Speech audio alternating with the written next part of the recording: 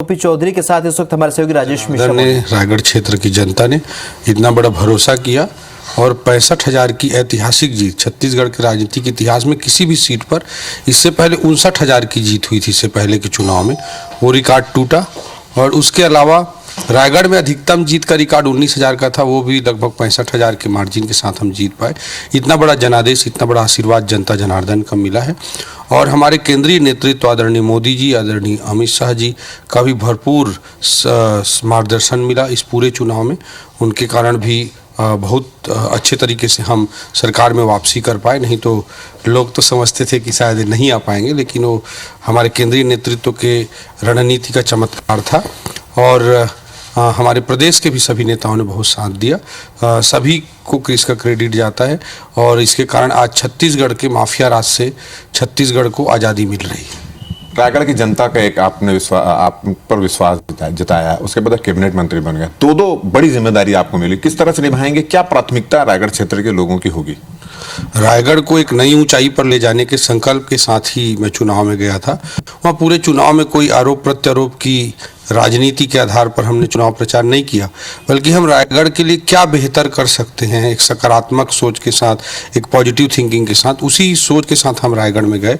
और वहाँ पे युवाओं के लिए कैसे राष्ट्रीय स्तर की लाइब्रेरी बने, कैसे वहाँ पे बीपीओ सेंटर हम बना सकते हैं, कैसे वहाँ के कॉलेजेस को ठीक कर सकते हैं, इस तरह के मुद्दों के साथ युवाओं के बीच में गए।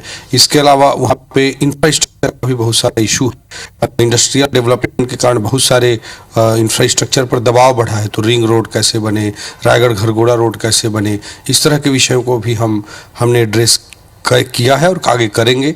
इसके अलावा जो कि ग्रामीण क्षेत्रों में किसान हैं, वहाँ केलो डैम का पानी किसानों के खेत तक कैसे पहुँचे, सपनई डैम का पानी किसानों के खेत तक पहुँचे, इन तरह के सारे विषयों को लेकर के हम अलग अलग जो लोगों के जन सरोकार से जुड़े हुए मुद्दे हैं, वहाँ पर इंडस्ट्रियल पॉल्यूशन इतना ज़्यादा है, ऑक्सीजन क्रिएट कैसे करके हम ग्रीनरी को कैसे बढ़ाएं, इस तरह के विषयों को लेकर ही हम वहाँ पर चुनाव में गए थे। हम उसको निश्चित रूप से पूरा करेंगे। और राज्य सरकार में कैबिनेट मंत्री का जो दायित्व हमारी पार्टी ने मुझे देने जा रही है, उसको भी मैं ईमानदारी के साथ प्रदेश में जो भी विभाग मुझे दिया जाएगा उसे अपना 100% देते हुए पूरे प्रदेश में उसकी बेहतरी के लिए ईमानदारी के साथ प्रयास करूंगा। युवाओं को काफी उम्मीद है ओपी चौधरी से। निश्चित रूप से युवा पूरे छत्तीसगढ़ के और भारत देश की रीढ़ है।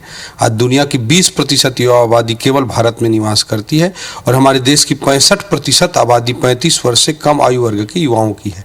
तो उन युवा साथियों को हम अच्छे तरीके से उनके मानव संसाधन विकास करेंगे, उनके बेहतर भविष्य को सुनिश्चित करेंगे, तभी Bharat global power, super power बन सकता है। छत्तीसगढ़ का भी बेहतर भविष्य तभी सुनिश्चित हो सकता है।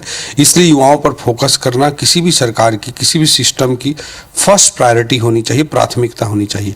इसलिए हमेशा मैं कि जिस भी रोल में रहा, चाहे प्रशासन में रहा, चाहे विपक्ष में रहा, चाहे अब सरकार में रहेंगे, युवा हमारी सर्वोच्च प्राथमिकता के विषय रहेंगे और उनके लिए बेहतर से बेहतर काम करने का हम सदैव प्रयास करेंगे। एक होनहार छात्र, सफल IAS अफसर, कलेक्टर, फिर उसके बाद भारतीय जनता पार्टी के नेता और कैबिनेट मंत्री, ये पूरा सफर है, उसको किस रूप में देखते हैं?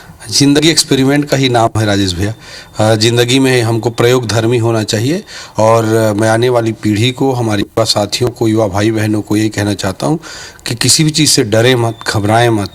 बड़ा दुख होता है जब युवा गिड़गिड़ाते हुए कोई बात को रखता है। उसके अंदर इतना आत्मविश्वास, इतनी ताकत का एहसास उसको होना ही चाहिए कि दुनिया में कुछ भी कर सकता है। लेते हैं तो जीवन में नए और अच्छे रास्ते खुलते चले जाते हैं। इस सोच के साथ हमको पूरे आत्मविश्वास और साहस के साथ जीवन को जीना चाहिए। तो ये ओपी चौधरी थे, इन्होंने कहा कि युवाओं को रिस्क लेना चाहिए, रिस्क लेने वाला ही आगे बढ़ता है। और शायद यही वजह है कि ओपी चौधरी ने अपने लाइफ में रिस्क लिया। छात्र जब थे तब रिस्क लिया, जब अधिकारी बने तब रिस्क लिया, उसके बाद राजनीति में आए तब रिस्क लिया। और रिस्क का परिणाम ये है कि आज विष्णुदेव साय मंत्रिमंडल के एक प्रमुख सदस्य के रूप में शपथ लेने वाले हैं। कैमरा में रमाशंकर के साथ राजेश मिश्रा, IBC 24 रायपुर।